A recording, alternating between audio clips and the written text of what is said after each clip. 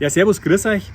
Heute treffen wir uns alle in Ambach am Starnberger See bei meinem Freund, beim Benedikt Rudorfer. Und wir sind heute 3 Gitarrenspieler, der Ferdi Kirner und der Vater vom Ferdi, der Willy, mein Namensvetter. Und wir spielen heute ein neues Stück miteinander, das heißt Hausbankhoiwe. Und da wünsche ich euch viel Spaß dabei.